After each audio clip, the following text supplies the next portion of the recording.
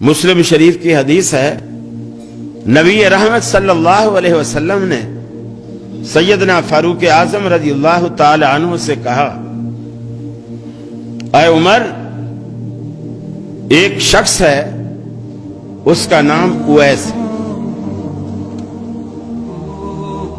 اور وہ قرنی ہے، اس کے کمر پر اس کی برس کا ایک داغ ہے، پہلے بڑا تھا، اب وہ تقریباً کم ہوتے ہوتے 1 درہم جتنا رہ گیا ہے، اب وہ موجود ہے، یعنی میرے وقت میں وہ موجود ہے، لیکن میرے پاس نہیں آیا، میری زیارت نہیں کی، مجھ سے بیعت نہیں ہوا، صرف اس وجہ سے اس کی ایک بوڑھی ماں ہے اور وہ دن رات اس کی خدمت میں لگا رہتا ہے، اور اس کی ماں کی خدمت کرنے والا اس کے سوا کوئی نہیں، تو اس نے ماں کی خدمت کی وجہ سے صحابیت کا رتبہ چھوڑ دیا ہے۔ اگر میرے پاس آتا، میری زیارت کرتا، چونکہ وہ صاحب ایمان ہے، مجھ سے ملاقات کرتا، صحابیت کا رتبہ پاتا، لیکن بوڑھی ماں کی وجہ سے اس نے صحابیت کا رتبہ چھوڑ دیا۔ عمر، لیکن اللہ نے صحابیت کے رتبے کو بھی کھونے کے باوجود اس ایک بوڑھی ماں کی خدمت کی وجہ سے اللہ نے اسے وہ کچھ دیا ہے کہ وہ اپنے منہ سے کچھ بھی نکال دے، عرش والا اسے فوراً پورا کر دیتا ہے۔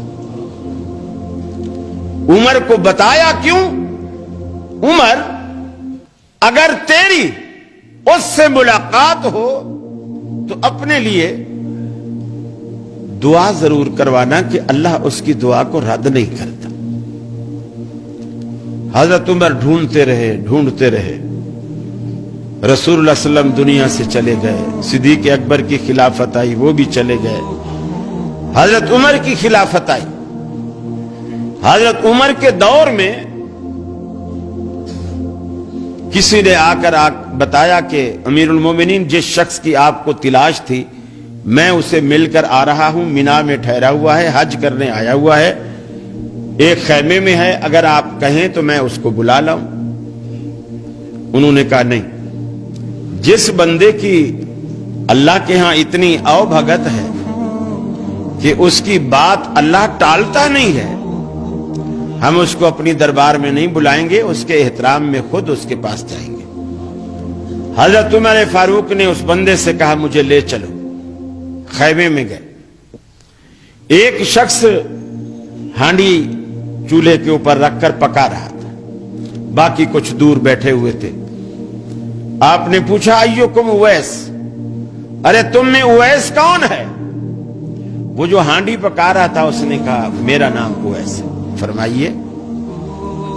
سیدنا فاروق اعظم نے اپنا تعارف کروایا اور کہا کہ میرے لیے دعا کرو۔ انہوں نے کہا، میں آپ کے لیے دعا کروں؟ آپ صحابی رسول، خلیفۃ المسلمین، امیر المومنین، میں آپ کے لیے میں دعا کروں؟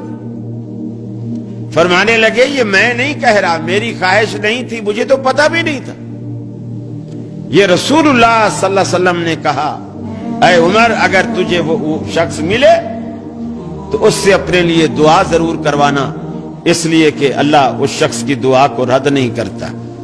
وہ اس نے عرض کی کہ پھر فرمائیے، میں کیا دعا کروں، کیا دعا کروں آپ کے لیے؟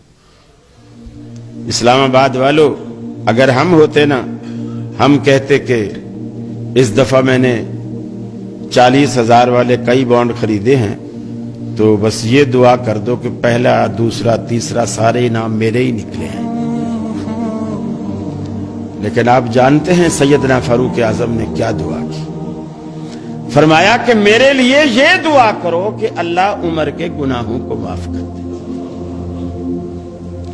حالانکہ جس کے دامن میں کوئی جھول نہیں، کوئی داغ نہیں، یہ محض اللہ کے ڈر کی وجہ سے